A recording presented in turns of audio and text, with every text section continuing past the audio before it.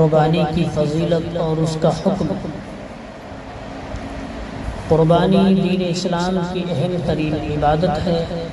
اس ماہ مبارک میں لاکھوں مسلمان اس فریضہ کو انجام دیتے ہیں اور ابراہیم علیہ السلام کی سنت پر عمل کرتے ہوئے لاکھوں جانور اللہ کی رضا کی خاطر ذبح کیے جاتے ہیں۔ قربانی کی عبادت بندے کی اللہ تبارک و تعالی کے ساتھ عشق و محبت کا مظہر ہے۔ ہونا یہ چاہیے تھا کہ بندہ خود اللہ تبارک و تعالی کی رضا اور خوشنودی حاصل کرنے کے لیے اپنی جان کا نذرانہ پیش کرتا، مگر اللہ تبارک و تعالی کی رحمت ہے کہ اللہ تعالی نے جانوروں کو ذبح کرنا اس کے قائم مقام قرار دے دیا، اور جس شخص کو بھی اللہ تبارک و تعالی نے مالی وسعت عطا فرمائی ہے وہ شخص قربانی کرنا اہم دینی فریضہ سمجھتا ہے، اور بہت بد نصیب ہے وہ آدمی کہ جو باوجود مال وسعت کے اس عظیم عبادت سے محروم رہے۔ بارگاہ الہی میں قربانی پیش کرنے کا سلسلہ سیدنا آدم علیہ السلام سے ہی چلا آ رہا ہے۔ چنانچہ اللہ تعالیٰ نے سورۃ المائدہ میں سیدنا آدم علیہ السلام کے بیٹوں حابیل و قابل کا قصہ ذکر فرمایا ہے کہ دونوں نے اللہ تعالیٰ کے حضور قربانی پیش کی۔ حابیل نے عمدہ دمبا قربان کیا اور قابل نے کچھ زرعی پیداوار یعنی غلہ پیش کیا۔ اس وقت قربانی قبول ہونے کی علامت یہ تھی کہ آسمان سے آگ آ کر قربانی کو کھا لیتی۔ چنانچہ حابیل کی قربانی کو آگ نے کھا لیا اور قابل کی قربانی وہیں پر پڑھی رہ گئی، یوں وہ قبولیت سے محروم ہو گئی۔ قربانی کا عمل ہر امت میں مقرر کیا گیا، البتہ اس کے طریقے اور صورت میں کچھ فرق ضرور رہا ہے۔ انہی میں سے قربانی کی ایک عظیم الشان صورت وہ ہے جو اللہ تعالیٰ نے امت محمدیہ کو عید الاضحیٰ کی قربانی کی صورت میں عطا فرمائی ہے، جو کہ سیدنا ابراہیم علیہ السلام کی قربانی کی یادگار ہے۔ احادیث مبارکہ میں نبی اکرم صلی اللہ علیہ وسلم نے قربانی کی بہت زیادہ اہمیت اور فضیلت بیان فرمائی ہے۔ چنانچہ حضرت زید بن ارقم رضی اللہ عنہ فرماتے ہیں، صحابہ کرام رضی اللہ عنہم نے عرض کیا، یا رسول اللہ صلی اللہ علیہ وسلم، یہ قربانیاں کیا ہیں؟ آپ صلی اللہ علیہ وسلم نے ارشاد فرمایا، تمہارے باپ ابراہیم علیہ السلام کی سنت ہیں۔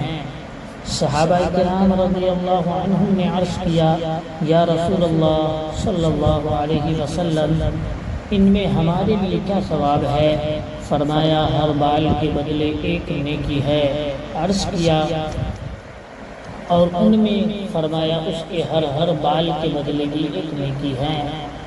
اس حدیث میں نبی اکرم صلی اللہ علیہ وسلم نے قربانی کرنے کا کتنا عظیم ثواب بیان فرمایا ہے کہ جانوروں کے بالوں کے بقدر جو کہ گننا ناممکن ہے، بندے کو اللہ تبارک و تعالی نیکیاں عطا فرماتے ہیں۔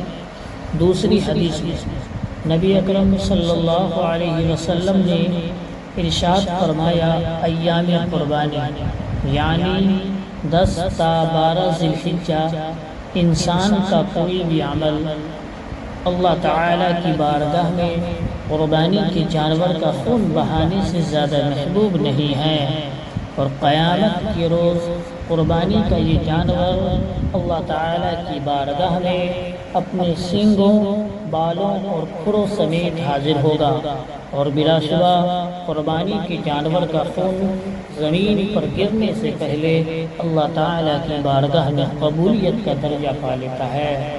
تو اے مومنو، خوش دلی سے قربان کیا کرو۔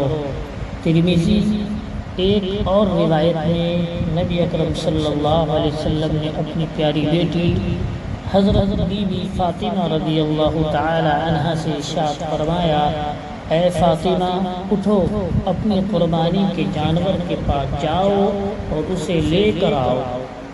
کیونکہ اس کے خون کا پہلا قطرہ گرنے پر تمہارے پچھلے گناہ بخش دیے جائیں گے۔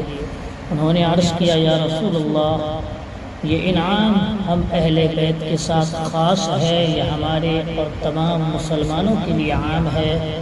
تو آپ علیہ السلام نے ارشاد فرمایا بلکہ ہمارے اور تمام مسلمانوں کے لیے عام ہے۔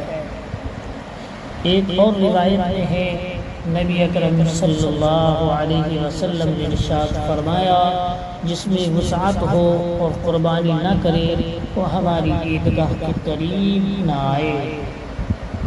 حضرت عبداللہ ابن عمر رضی اللہ عنہ سے روایت ہے کہ حضور نبی کریم صلی اللہ علیہ وسلم 10 سال مدینہ میں مقیم رہے اور ہر سال قربانی فرماتے تھے۔